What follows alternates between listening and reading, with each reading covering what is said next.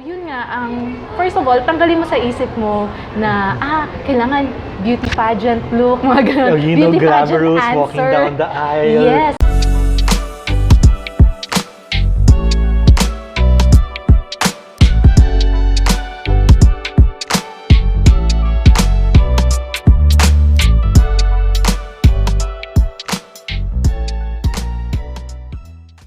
Welcome to Crew Talk, everyone. This is Mon Ortiz, and you're watching us here at Flyhighmanila TV.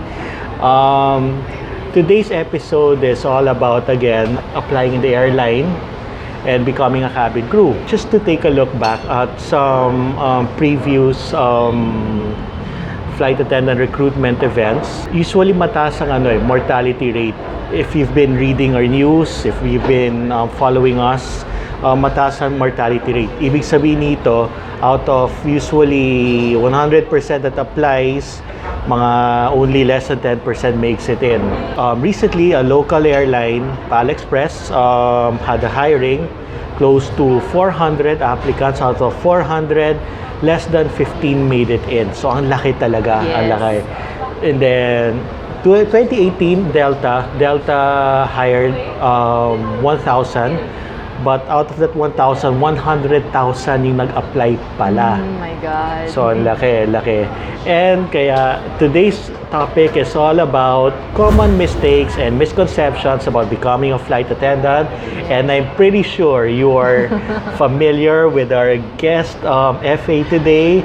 No other than Ruth Ramos, also known as MissKayKrizz. Yay! Hello! Hi, Sir Mon. Thank you for inviting me to join Crew Talk today. It's an honor to be here. Definitely, yeah. Yes. And I'm so excited about this topic kasi it's been what I've been talking about for the past few years on YouTube. Oh, nga. And Yes. what you, and it's actually, you've been sharing. It's one of your topics. Yes. I think you've shared 2 topics already about common mistakes. Yes. So when going into a flight attendant interview, we have to understand kasi na number 1, it's a job interview. But not just any job interview. Yeah. Medyo mas higher yung standards nila kasi you have to understand every crew na they will hire, they have to invest a lot of money in training. It's not like in call center na yung training is just in the office. Yes. In a flight attendant job, yung training is you have to go abroad. Yes. You have to take your whole life with you and then they will invest in you. And yung safety. Yes. Safety factor. Hawak mo buhay eh. So basically, you have to understand that hindi naman sa nag-i-inarte lang yung airlines, but it's a business transaction. So when coming into the recruitment day, it's very important na we know, we know what we can offer. Kasi just always think about it as a business transaction. Yeah. That's what I always say on my tips, videos. So first of all, siguro the biggest mistake that one can do in an interview, in a cabin crew interview specifically, is number 1, having a lot of misconception or like having a different thought of ano ba yung papasukan mo. Kasi let's be honest, real talk lang, di ba?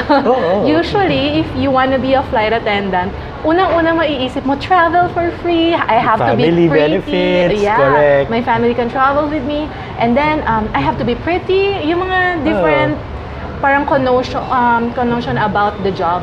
Yes, in fact. Yeah, yun yung common, lalo na sa Philippines. Yeah, speaking of that, I recently mock interviewed a friend who wants to be a flight attendant. Yes. Ang first question ko was, why do you want to be a flight attendant? Anong sagot niya? Answer niya was, I want to travel for free. I want to explore the world. And what if all the destinations sa punta mo na, you get bored?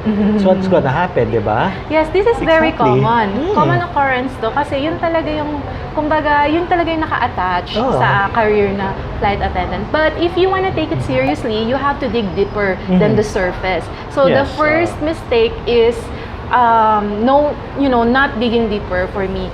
The first mistake is yung sa mga maniniwala ka sa sabi-sabi lang na you wanna be like this kasi maraming pera, you have maraming benefits, but you have to really put your mindset na this is a career, this is a service career, and it takes a lot of different different qualities for you to be able to get this career. It's a career and a lifestyle at the same time. Correct. So, yun nga, first of all, tanggalin mo sa isip mo na, kailangan beauty pageant look, mga ganun. Beauty pageant glamorous, answer. walking down the aisle. Yes, kasi ang mangyayari niyan, for example, there's a hiring, like for example, Pala Express, and yung mindset mo is, eto nga yung flight attendant career.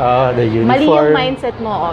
So, you will spend all your time looking for the perfect outfit, looking for the perfect makeup, trying to hide your flaws, yung mga pimples and everything. But though it is part of the job, but it's not all that is to it.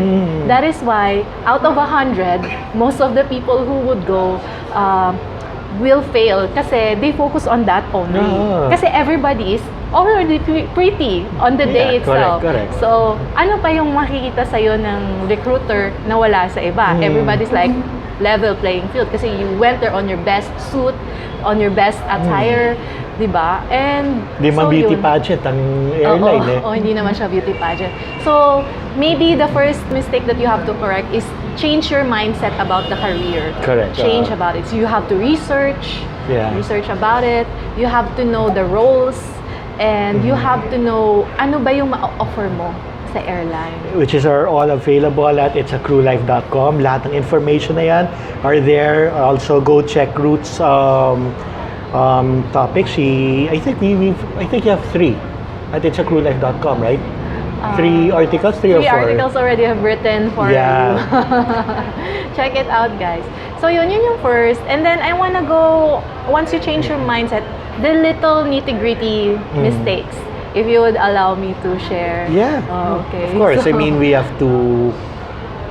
really have to really dig deep kung anong mga mali na to. Yes. Which we can correct, right? Yes, which we can correct. Easily correctable naman. It took me 8 years, but guys, it will be less for you. Meron nga 22 years. Diba? Bago. 20 years bago naging air. 22 years. 22 attempts. Bago naging FA. Yes. Yeah. And one of those we interviewed, si Dan Embile from Cebu Pacific. I think she started 18. She only got in at 24 years old. Exactly. So, usually 6 ganun years. talaga. Kasi wala namang school na magtuturo sa'yo. Yeah. Walang straight to the point answer na magsasabi sa'yo. Even if you have friends na FA na, usually they sign an NDA. Or they don't also know why, bakit sila, they also don't know why sila natanggap. So they can't tell you guys. So for me, yun nga, first of all, change your mindset about the career. Kasi when you change your mindset, mag-iiba lahat ng preparation mo. Hindi ka na focus masyado sa pagpapaganda, hindi ka na masyado stress sa pimple mo, or sa weight mo, or things like that. Which, laughable nga for me, kasi always yun yung #1 concern. Like, meron akong teklat. When you applied ba? Did you also have that thought na, the first time you applied? Of course, that's what I think. Everybody thinks that way. I was 19. Ang sabi ng pinsan ko, should go to Marriott Hotel and apply for Qatar Airways. And then you can be a flight attendant. Kasi before, I was doing modeling and gigs like beauty pageant. So, parang for me, it's another gig. Okay, it's another gig pero medyo career siya. Okay, so actually, hindi ako nakuha doon. Of course. Pero I had fun looking at so many beautiful people in one place. It's amazing for me. Kaya naging passion ko siya later on in life. Until you discovered its real purpose. It's a real career. Like, you can really build a life on it. Correct. So, there's a growth from cabin crew, become a senior, you can become purser, you can become a trainer, and you can become a pilot. We have lots of cabin crew who became pilots actually. So yun, that's the first mistake. The next mistake is of course very basic. You have to research the role of a flight attendant. Kaya nga nasabi ni Sir Mon kanina, nag-mock interview siya sa friend niya, why do you want to be a flight attendant? Iba yung sagot niya.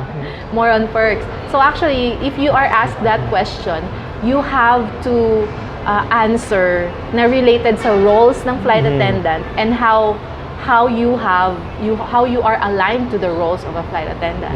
For example, different roles of a flight attendant, you have to be friendly to different people, and then you have to be firm, and you have to be, because of course you when you are doing the safety, you have those to be are rules, those are regulations. It's which passengers have to follow. Yes. Correct. So those are some roles that you have to do. So being friendly and being firm. So you have to have solid example in your resume na you are friendly and you are firm. If not, you have to demonstrate it physically. On the interview itself, you have to be smiling and you have to be friends with all of your seatmates. even if they don't tell you to talk with your with fellow applicants, just converse and say, hi, where are you from? What's your name? Yes. Small talk. Kasi you're demonstrating it. Kasi may iba naman kasi pag sinasabi mo lang na I'm like this, I'm like that. Kasi sa nakikita mismo ng recruiter, mas malaking impact yun for you. So that's the second tip that I have for you for the mistake. Research the role. And then siguro yung how to correct that is you have to align yourself to the roles and the qualities na kailangan ng pagiging flight attendant. Kasi if you see it like this, it becomes logical na. It's not all about beauty, papabibo, and everything. It's logical. They get the real picture kung kasi, ano talaga. Yeah, honestly, yung mga recruiters, they have a checklist. They have to check some different things that you have. So, if you have researched well, and then you were able to show them na, or demonstrate to them, prove to them na you have these different qualities na aligned sa role ng pagiging flight attendant, then your chances gets higher. It's not just because of, luck or chance. Sinasabi nila, paano ka nakuha? Swerte lang. Ay, swerte lang. Chamba lang yun. Di naman. Hindi eh. There's no such, actually, I've always believed, to be a flight attendant, it's not by luck, it's not by chamba, it's really hard work. It's really effort. It's really effort. And you really have to want it. Yes. Kumbaga, like I just also said previously, the effort you put in to become a cabin crew should be equal or even more than your desire to become one. So, ibig sabihin nun, kung yung desire mo ay ganito, dapat yung effort na nilalagay mo ganito. True. Ganun yun di ba? Oo, ganun talaga. And in anything in life, I guess. Yes. Always know kung ano talaga yung purpose ng flight attendant, di ba? I mean, what is the talaga yung job description of a flight attendant? Yes, primary is you're a safety professional. Secondary, I mean, you guys are there for service, hospitality. So how are we gonna balance it? And, you have to know kung ano talaga. And if, you know what, may naisip rin ako minsan, I think they also have to reflect kung if it's for them. Once they know that, yung purpose, they have to reflect. If yung ba yung calling na career na gusto mo, if you like doing a service job, a hospitality job, kasi in this job, you're required to smile all the time. And you have to have the fortitude. You need to have some customer service skills. That means dealing with complaints. So, when someone is agitated, walang tulog, walang water, dehydrated, is talking to you, they're gonna be really mad. And you're gonna be the one to be the representative of the airline and calm that person down and, be there for them. So, you have to have the guts to stand up and not, be picon. Very long patience. Pero may trick dyan eh. Kung na this is for you, if for example, you're the type of person na always laugh off things. And kasi ang mangyayari, mahahawa yung kausap mo. Or actually, it's a skill then, customer service skill. You will learn that in training, maybe in another video. We could talk about it. It's all about doing the customer service skill. And ask yourself, is that something you want to do? Do you want to handle complaints? Ikaw ba, when on your first try, akala mo, glamour, gano'n. But when you found out the real purpose of a flight attendant, did you appreciate it or natakot ka? Ano yung naging initial reaction mo? Kasi when I found out about the purpose of flight attendant, I was already working in a customer service field that time. I was a call center agent. So for me, when I found it out, I thought, it's for me. Kasi I know how I handle complaints every day, and I like it when I solve the complaints. So when I found out about the role, I really thought, this could be something real for me. This could be something I can strive on. And true enough, I have proven na once I become a flight attendant, time flew. It was so fun for me. It was so fun. Every day is a challenge. Every day is changing. And yun nga, may binabagayan nga. Kasi some of my friends na nag-FA din just because they want to be FA, most of them, came from a nice family, nice family background. They didn't know that ganun pala talaga. Most of them hindi magtatagal. Hindi sila, lalo na if international flight attendant, they would miss, having a pampered life. Siya bawal maarte ata, di ba? Bawal maarte. Oo, mga ganun. Pero if you want also sa personality mo, if you're independent type of person, you will love it. You will love the career. But if you're somebody na you get lonely pag wala kang kasama mag-CR, mga ganun. Mahirap kasi yung friends mo, even though you live in the same house, you have different schedule. So you really have to extensively research the career part, the lifestyle part also. And then know if it's for you. And if it's for you, I think you will do whatever it takes. Kasi dun ka magiging masaya. And honestly, masaya naman talaga siya.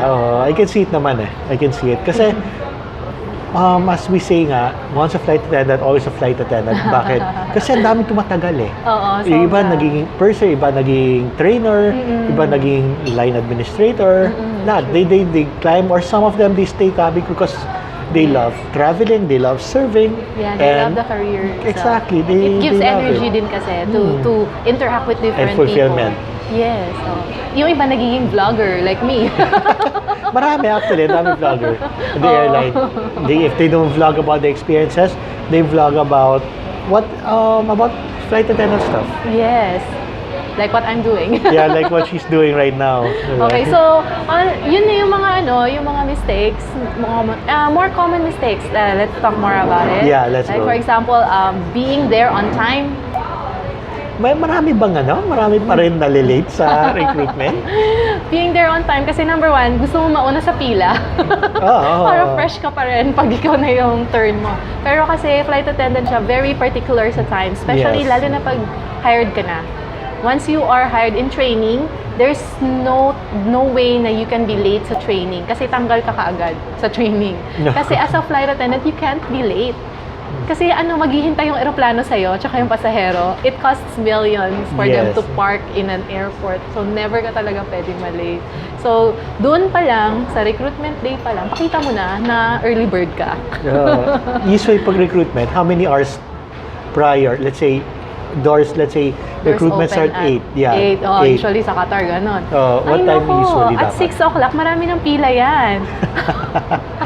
Ang haba eh. Ang haba. Qatar Airways pa yan Pero pag ibang airline, masaya ka nga pag Qatar kasi aircon yung venue. Pero pag what if hindi? Sa lang yung venue, for example, sa office, talaga you have to be there on a designated time. I think sa AirAsia, they're very particular. I think sa AirAsia, the ones they did in Shangri-La, though it's in Shangri-La, but the line was so long na umabot sa labas. Totoo. And it happened even in the middle of a storm. Oh my God. So, syempre, iba basa. Oo. Pero imagine kung nauna ka doon, di ba? Yeah. Nandun ka sa may lilim. Exactly.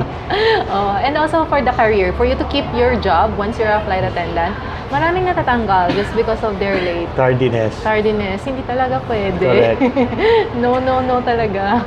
Pag sa airline ba, let's say yung RT nyo, or reporting time, is, let's say, 7 o'clock. What time do you always have to time in? Yung reporting time usually is like 2 hours before or 1.5 hours before the flying time. It's very advanced. So, sa reporting time, you have to be there before the time. Basta, nandun ka lang at exact time. Kasi mag-start na yung briefing. So, you have to time it na mag-prepare ka siguro 5 o'clock and then you factor in your travel. Do you live next door to your office or 1 hour away? So kung 1 hour away, gising ka 4 o'clock. Ayun, and by 6, alis ka na para makaabot ka ng 7. So yun, but that's risky already. Pero that's true. I mean, one common mistake nga is yung time. Iba nga, pag sinabing 9 to 12, to correct this, kasi there's some, pag sinabing 9 to 12, let's say 9 to 12, they think na you can arrive at any time between 9 to 12. Hindi. The recruitment will just go on from 9 until 12. And then sometimes they close doors already. Yes. So it's always better to be there before 9. Before 9. Like now, 9. yung Cebu Pacific actually is gonna be hiring. Yes, sa 9 to 1 sa Shangri-La. 9 to 1. Oh, Be on ayan time. Na. Be on time. Be on time. Be on time. We're telling you already. As early as now, be on time. Oo. So, ayun. Ito. I like this one. The common mistake na usually nakikita ko or ginawa ko personally when applying is sometimes I'm negative. Negativity. It kills your interview. Yes. It kills your interview. You don't know that they're testing you on negativity actually. Pero as I look back in my experience, there's so many times that they check your ano ka ba, positive person ka ba or negative ka ba. So once nandun ka na sa interview, you have to stay away from negative thoughts. Sabi nga ni Peter Pan, think happy thoughts. Correct. One way that they will test the negativity is very common with Qatar Airways. They will ask you, how many times have you applied with us? And then when you say 3, what happened to the first 2 times that you applied? Yeah. Siyempre, negative na agad yun. Kasi iniisip ko, obviously, tanggal ako. Yeah. Diba? So now, your challenge is, as the applicant, how will you frame that into a positive statement? Kasi, pag talagang negative yung sinabi mo, sabi mo, I didn't get in, I was able to go through the second stage, but I didn't get in, I don't know why. Wala na, tanggal ka na agad, that moment pa lang, di ba? So what would be the best way to reverse? Kasi minsan, people, like, they go in there, nakailang, how many attempts? Naka 10 attempts. Oh, what happened? Why 10? And that's biglang, kasi ganun. They give all the negative reasons. Yeah. Nako, this is an enigma for me before. As in talagang pinitiga ako yung brain ko, paano ko ba sasagutin tong question na to? Kasi laging yun lang yung tanong ng Qatar eh. And I was always applying for Qatar. And I'm sure other airlines also. And other airlines also. So sabi ko, nung time na nakuha na ako, ito yung sinabi ko, I've been applying countless of times already. Yeah. It has been a great experience. I met a lot of good friends with the same mindset and I have learned so much about myself. Yes. Yun. And then sabi ko, you have to end it with a bang. Sabihin ko, and now I have reflected and looked into myself and done some improvement and I think I'm ready to take the chance to fly today. Pag binibining Pilipinas ang sagot Oo, kasi 1,000 other applicants yan. O, diba? Paano kanila maaalala? But that's a good answer actually. It's a positive, you're able to reverse. Turn it into positive. Yeah, to positive. A negative experience. Isa pang way, Sir Mons, na they will check you on that, on your attitude is, how, for example, your current airline, here in the Philippines, and you want to apply for the international airline, and then they will say, oh, you're currently hired, or you have another job. Why do you want to apply now in a different? Why do you want to work here? Yeah, why do you want to work with us? Yes. Oh, you're already hired there. So, syempre, honestly, isipin mo kasi maliit yung sweldo. Maliit yung sweldo. Hanggang dito lang. Gusto ko you have to frame it again na very positive. Kasi even though it's the truth, ang gusto nila, ang tinetest nila sa'yo, hindi naman truth eh. Ang tinetest nila sa'yo is your attitude and your character. Kung ano ka ba, diba? So anybody who will bad talk or bad mouth their current employer, hindi mo talaga makukuha yung job. I think in any job interview. What's the best way siguro to answer that? Let's say, kunyari, they came already from this airline, they wanted to answer to this airline, and they're currently employed, diba? What would be the best way for them to answer that question? Like, why do you want to leave your airline? And why do you want to transfer to us? I have a sample answer for you. Diba? Yan. Spoon feeding na. Ayan ha. Kinig kayo. Ayan ha.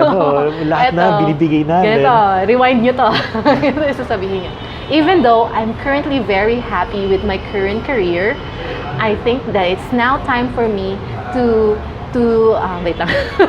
I think it's now time for me to pursue higher heights in my career. I would like to learn more in this industry and reach higher achievements than what I'm doing right now. And I think your airline will be the best platform for me to do it. And I'm bringing with me my skills and experience that I have honed for the past few years, and I'm gonna be proudly happy to use it for your airline if you should give me a chance to work with you. Parang mga ganon. Diba? Sales yan talaga, mga inday at dudong. Siguro gawin natin. It's a sales transaction talaga. Exactly. Sell yourself, sell your experience, sell your person, right? Exactly. So ayun na, recap natin lahat ng mga mistakes. The first one is the mindset. And the second one is research the roles, and then you align yourself into it. And then third, you always have to be on time. And fourth, don't do any negative, you have to be positive. Negativity. No negativity. Positive. Always positive lahat ng mga. Alam ko naman na nakasmile ka dyan, pero ayaw ka sa kanila kasi ang baba ng sweldo, di ba? Parang dating mo plastic. Tama.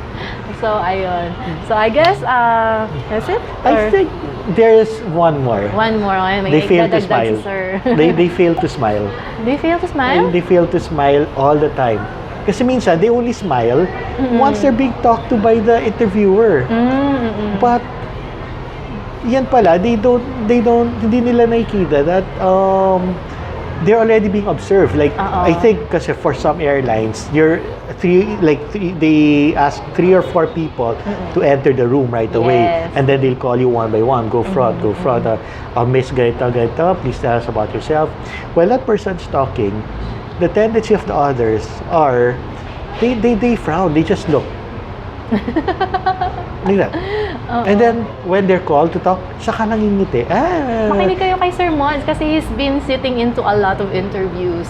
Not really sitting in, but I get feedback from He's in the industry, so he knows a lot of people. And yung mga chismis na pupunta sa kanya. Oy, walang alam na chismis. Pasok dito, labas yun. Yung mga ganun. Yung mga interview nga, cases, di ba? So yun, ay nangyayari. So the only time they smile is when they talk. Yan pala, they don't know that the moment you step in, you're already being observed. Totoo yun. That's a common mistake also. And that is one I miss, but that's very important one. Akala mo parang normal lang siya, no? Pero it actually makes a difference if you observe it. If you smile all the time. Sabi nga nila, yung mga classic advice if you wanna be a crew, sabi nila, if you go to your recruitment day, treat it as your happiest day in your life, like your wedding day. Kasi on your wedding day, you're always smiling, like walang kumakausap sa'yo. Think of it that, correct me if I'm wrong, but think of it that this was the day you've always been waiting for. It's a day for you to become a flight attendant to earn your wings. I mean, treat it like you're graduating already. Yeah, Kasi pag graduation, nakasmile ka all the time, di ba? I'm sure, your graduation, you were smiling all the time, you're so radiant. Ganun kaagad dapat eh. Oo. Totoo yan. Number one na magsa-stand out ka dyan, Sir Mons. Totoo yan. Kasi, like I said sa simula din na when you say na you're friendly, you're hospitable, what better way to demonstrate that than to smile all the time? Smile all the time. Yeah.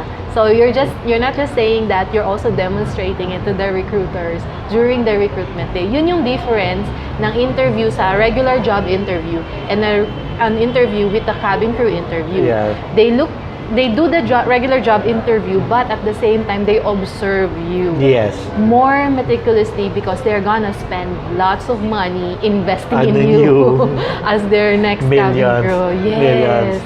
That's why to those who keep saying that being a flight attendant is only about serving chicken or beef, you're totally wrong because airlines invest millions per flight attendant. Yes. Per flight attendant, they invest millions on the training facilities. They invest millions on your uniform.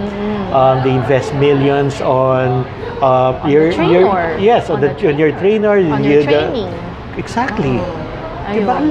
Of course, they have to recoup all this investment. Yeah. Na hindi yung mafe-feel nila, it's not for me, resign. No. Gusto nila yung magtatagal talaga. Kasi mahal din magpa-training eh. Yes. So they look into different signs. Like yung nag-smiling ka ba palagi, subtle signs na fit ka. Yes. Fit yung character mo, yung personality mo, not just yung sinasabi mo sa interview, but fit ka talaga sa company nila. That way, everybody will be happier. You will be happier kasi your personality is fit for your job. The airline will be happier kasi you will stay longer. And then, the passenger will be happier kasi you're a happy server and then they're the customer. So, it's a domino effect. Exactly. It's a win-win. Tsaka not all passengers travel because they're happy. every passenger is a different story. Yes. There's some traveling because of leisure. There's some traveling because of work. And sadly, there's some who are traveling because somebody passed away. Yes, someone passed away. Emergency. Or they have to work and be separated from their families. I'm sure. I mean, when you work for Qatar and when you work from Qatar, yes. I worked in Oman before. Diba? I mean, pag nahiwalay ka sa family mo, it's hard no matter what. It's hard. It's so yun It's not nga. always a vacation. Yes. Even though we would want it to be, but no. Yeah. That's why every passenger tells a different story. Yes, that's so true. Ito, I have another question. Ano yung most common mistake when applicants or these aspirants are asked, tell us more about yourself? Tell us more about yourself. Yes, ano yung pinaka-common mistakes? Pinaka-common mistake, they will tell the recruiter about their hobbies. Yes. They want to tell the recruiter more about ano yung natapos niya and everything. Pero I think it's more, logical to focus on the different skills na will align for the if either skills, experience na related, or any training that you've had. Yeah. Maybe you had a basic life support training or first aid training that's relevant. Or experience, maybe you were in school a swimming team captain or you're a volleyball team captain. So, ilaline mo ulit yun palagi sa kung ano yung naisip mo na role ng FA. So, yung actually question na tell me about yourself, they are determining kung etong role ng FA, pasok ka ba? So, it's your job to tell them na pasok ako. Kasi nga, there's some na nagkikwento ng story ng nanay nila. Family life. So you got it straight, guys.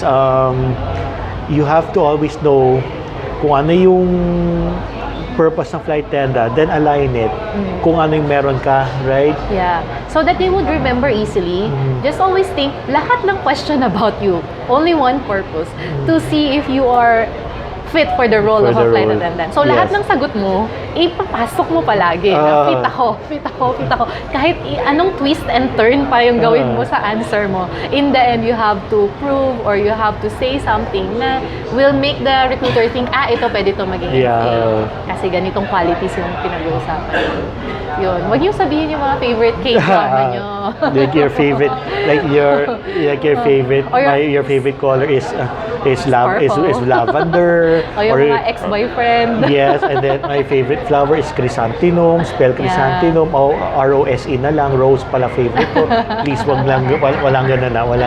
It's a business transaction. You have to be professional at all times. You keep the personal stuff after na the interview. So, always remember that sa pagtanong kayo, kasi I think that's the most common question. Tell us about yourself. And then, another common mistake, another place where I see na may nagkaka-common mistakes rin yung how they should project themselves. Like, diba, it's not only about your words Ang titignan ng recruiter kasi is yung ano mo. So, when you stand in front of a recruiter or once you walk in, ano dapat? Meron akong mantra dyan, actually, very popular sa channel ko. I always teach it to all of my subscribers, to my workshops and my students. Siyempre, itong mantra na to makes you remember it easily. So, when you enter the recruitment location or the recruitment office, when you enter the room, always remember you have to do eye contact, smile, and do your posture well. Yeah. That way, without saying anything, you are representing yourself very well already. So, you have to maintain eye contact, smile, and posture. So, yun yung sabi ko palagi, mantra siya. Ulit-ulitin nyo lang. Kasi whenever you repeat it in your mind, you're also doing it. Eye contact, smile, posture. Eye contact, smile, posture. Eye contact, smile. Oh, galing nga. Galing ni sir. You think ESP, eye contact, smile, posture. So, ganun. Kasi sometimes, you enter the room like that, and then, papagod ka. Slouch ka na ulit. Yung mantra ko, eye contact, smile, posture, babalik ka na lang ulit. Diba? Kahit walang reason to smile ka lang talaga ng smile. Tapos, voice projection. Paano dapat? Kasi common mistake ng tao is, parang lang, or nakasmile, tapos pwede start, Mahina yung voice. Mahina yung voice. Yung iba naman, ang lakas. Diba? Overpowering. So, ano Parang dapat? pabibo. Yeah. I think regular, you have to modulate your voice na pleasing to the ears. Yeah. If you could notice, flight attendants, they do PA announcement on the plane. And actually, Palex has very nice training. Yes. We were trained to modulate our voice na parang, alam mo yung Pilipinong-Pilipino na ano, malumanay, na parang maganda pakinggan, parang music. Something like that. Grabe pressure, no? Pero actually, just modulate your voice. And then, yung tone din, hindi monotone. Parang ganon. And you can learn this if you practice even by yourself, in front of the mirror, how you want to say your answers. You could actually record yourself and then listen to it and then try to critic yourself. You're the best critic for yourself. Correct. Diba? And so, tamang voice lang, tamang ano lang. Modulate your voice lang. Huwag masyadong, masyadong malakas, huwag masyadong mahina. Kasi if mahina, lack of self-confidence. If malakas naman, too arrogant yung dating mo. So, dapat normal lang. May bearing ba kung straight English? Or Taglish?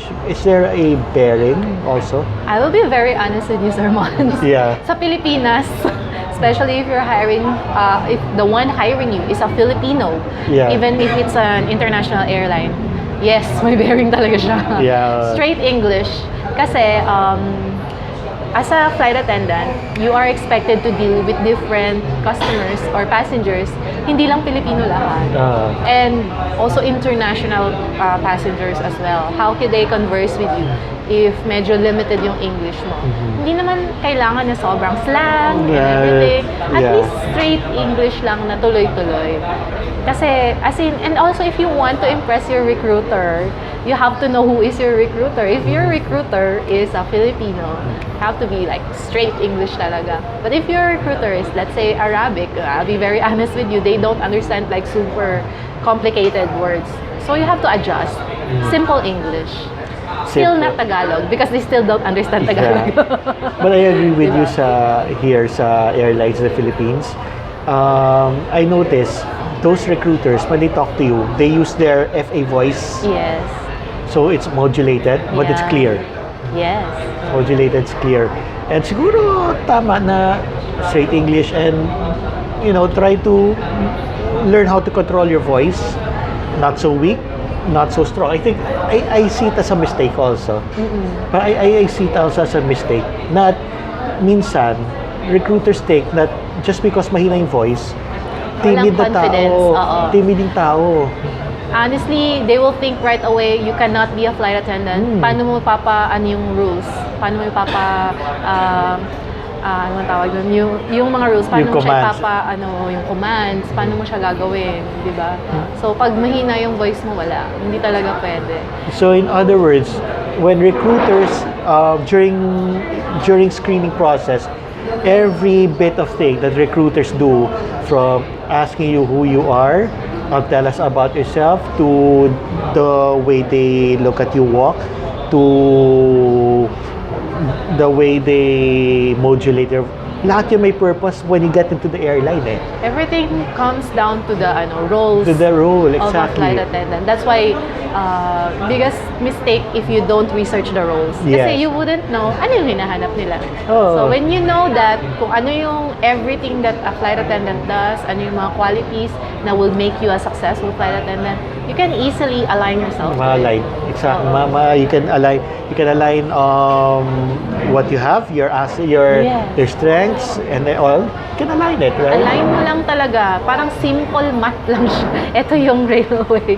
Pumasok ka sa railway. And then you're making the job of the recruiter so much easier, and they will be appreciative of it. They will appreciate you for it. There's one question that I want to, that a recruiter may ask, but I don't know if they ask it. Tell us all about your weakness. Yes, of course they will ask you about your weakness. How do you answer it? Sometimes you have to be honest. If you really do have a weakness, kasi nakikita yun sa mata if you say, no, I don't have any weakness, wala na agad yun. Kasi no man's perfect. Nobody's perfect. So that's a wrong move. But it takes some person na merong self-reflection. It takes a person na knows himself to be able to answer this question. So, isa sa mga pina-follow kong YouTuber, she had a really nice answer about what is your weakness. Sabi niya, when she was asked that question, she looked into herself and she knew na her weakness was speaking the English language. Yeah. Okay, so you just have to be really honest. Say something about, state what is your weakness, what you think is your weakness, and then at the same time, wag mo lang sabihin na yung weakness ko is speaking the English language. To make that answer a winner answer, you have to tell them what you're doing about your weakness. Yes.